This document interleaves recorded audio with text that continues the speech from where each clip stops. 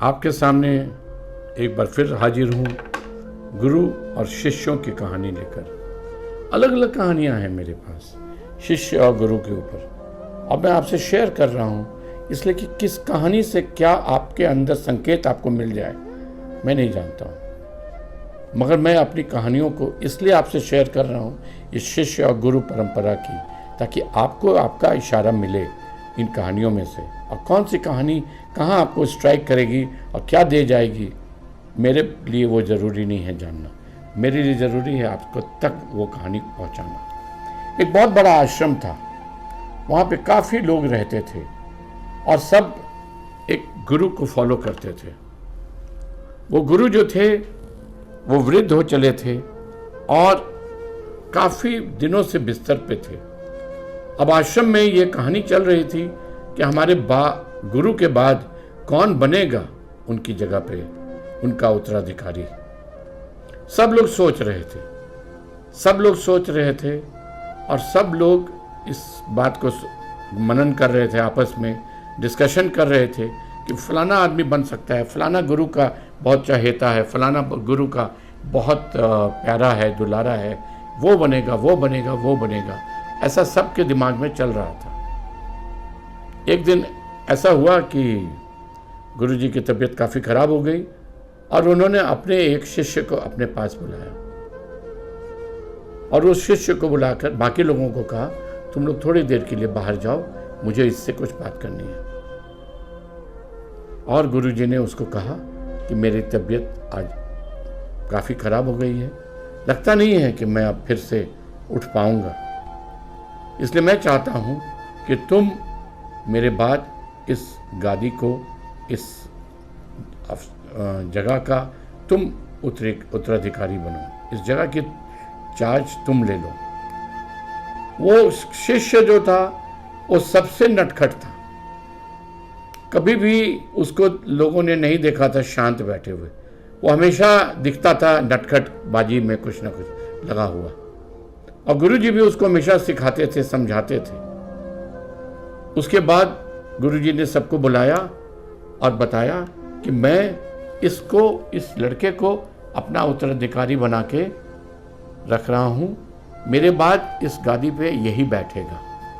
और गुरुजी ने अपनी आंखें मूंद ली। अब ये गुरुजी के जाने के बाद तो बहुत बड़ा हंगामा का मामला हो गया। ये व्यक्ति जो कहीं से भी संयमित नहीं है, कहीं से भी सिस्टम को फॉलो नहीं करता है, इसको गुरुजी ने कैसे बना दिया यहाँ का उत्तराधिकारी। हम नहीं मानेंगे इसको उत्तराधिकारी।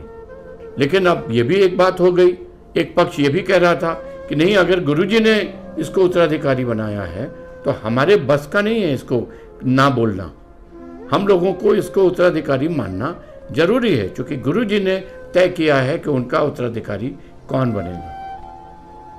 अगले दिन से वो जो लड़का जिसको उत्तराधिकारी बनाया गया था वो उस जगह पे बैठा, गुरुजी के जगह पे, और उसने काफ़ी सारे नियम सिस्टम चेंज करना शुरू किया। तो लोगों ने देखा ये तो गुरुजी जो सिखाते थे, बताते थे, उनसे बहुत विपरीत बता रहा है, बहुत से नियम कानून को ये बदल रहा है। तो लोगों ने 2-4 दिन 6 दिन देखा, उसके बाद उसके पास आए और उसको आकर बोले कि अरे ये आप क्या कर रहे हैं, गुरुजी के ये सारे नियम थे ही नहीं, आप इन नियमों को तोड़ रहे हैं, आप इन नियमों को क्यों तोड़ रहे हैं। उसने कहा नियमों को तोड़ना मेरा काम नहीं है, लेकिन गुरुजी ने जब यह आश्रम शुरू किया था उस समय जो नियम थे उसको समय समय पे गुरुजी ने अंतर किया था, बदला था। आज गुरुजी के बाद परिस्थिति बदल गई है बहुत चीज़ों की, तो इसलिए जब मैं बैठा हूं तो मैं उसको एक नए नज़र से हर चीज़ को देख रहा हूं, और गुरुजी के बनाए हुए नियम कानून मैं तोड़ने के लिए बैठा नहीं हूं, लेकिन उसमें बदलाव सकारात्मक लाने के लिए मैं कोशिश कर रहा हूं।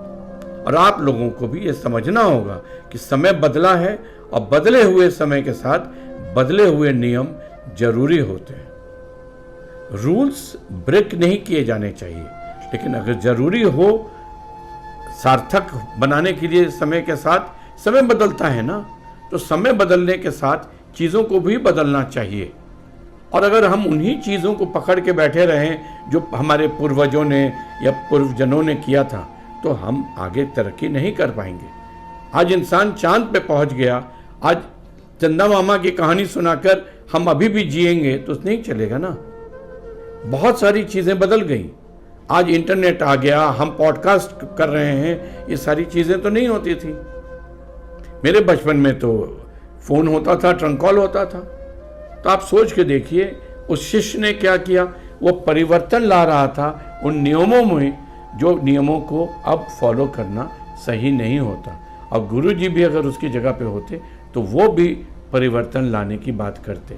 और उसने कहा कि मैं ये नियम गुरु जी के इशारे पे सीखा हूँ और अब मैं उसी हिसाब से बदल रहा हूँ। आप समझ रहे हैं ना, समय समय पे हमें अप टू डेट अपने आप को करना पड़ेगा। अगर मैं बिज़नेस करता हूँ तो मुझे कंप्यूटर लगाने की ज़रूरत आती है तो लगाना पड़ेगा, इंटरनेट लगाने की ज़रूरत आती है तो लगाना पड़ेगा।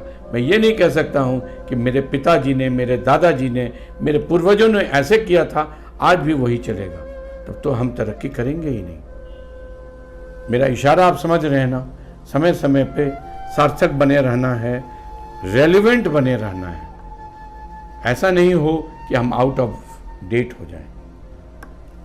अपने विचारों में बदलाव लाइए और समय समय पे समझिए आज की ज़रूरत क्या है। नमस्कार।